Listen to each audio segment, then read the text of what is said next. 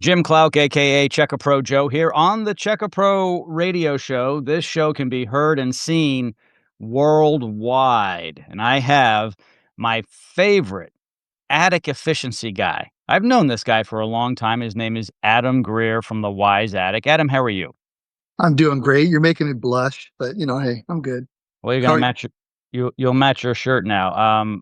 Honestly, I do love what you do, and I love the passion you have for it. So it's one thing to be a provider of insulation and ventilation. That's just a job. A company can supply that.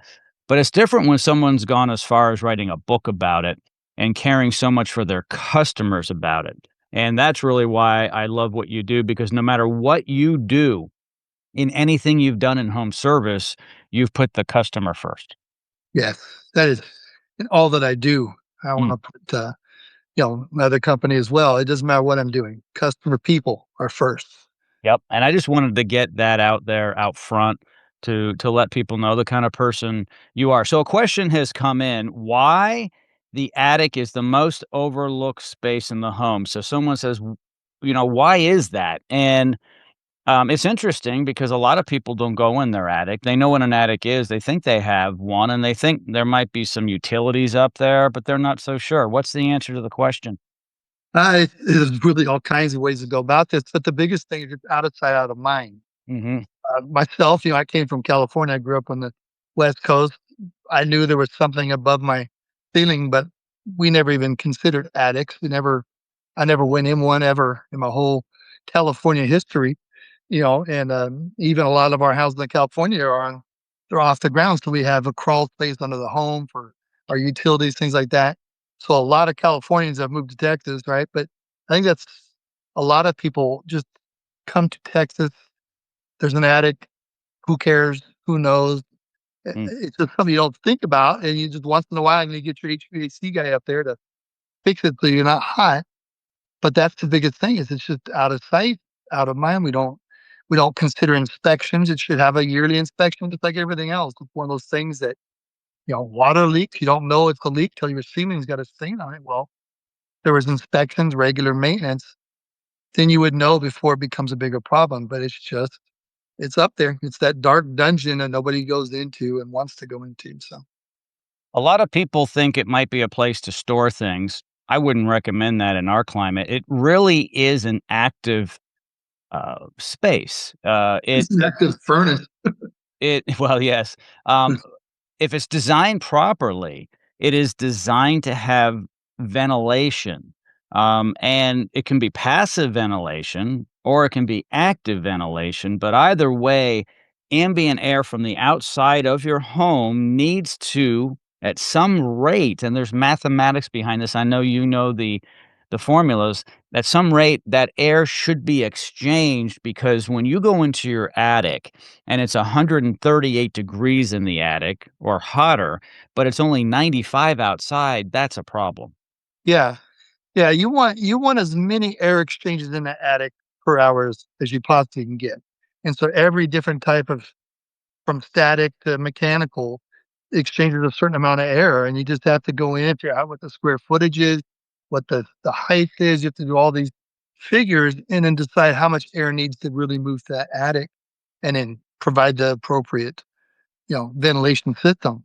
And the most standard is ridge vents. Rippers love it.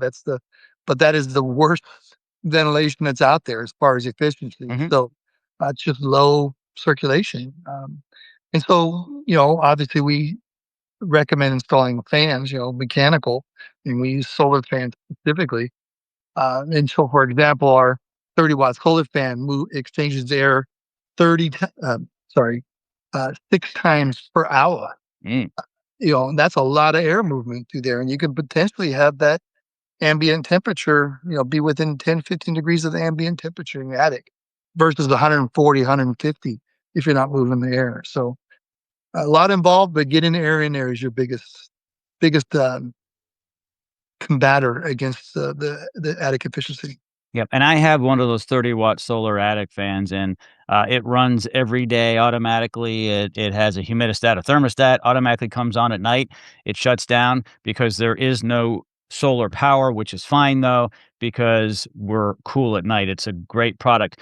Before we finish with this segment, on top of the ventilation, we now need to talk about insulation quickly and why that's important because you can have all the ventilation you want, but in our climate here in Texas, there's so much heat that wants to penetrate into the house. So Right. you need some fluffy stuff. Talk about that quickly.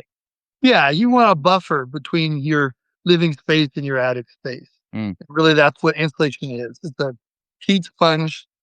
And so, and before the technology of good mechanical ventilation, it used to just put as much insulation as you can, keep the heat from coming in your house. So now the combination of get rid of the heat, it lets your insulation work. It takes the load off your insulation. So instead of needing 20 inches to keep the heat out, maybe you only need 10 inches, for example. And I'm just throwing numbers out there. But the idea of putting more in there is no longer necessarily the right call. It's what's the best combination to make efficiency in your home. yeah. Um, what you do is amazing. People have to understand that there is a life beyond their ceiling in the attic. It's not just full of creepy, scary things like goblins. So I suggest everyone call Adam and his team from the Wise Attic to have them come out and take a look. Yes, that would be our pleasure to help. Thank you so much, my friend. I appreciate you joining me today on the program. Thank you. It's good. Thanks being here.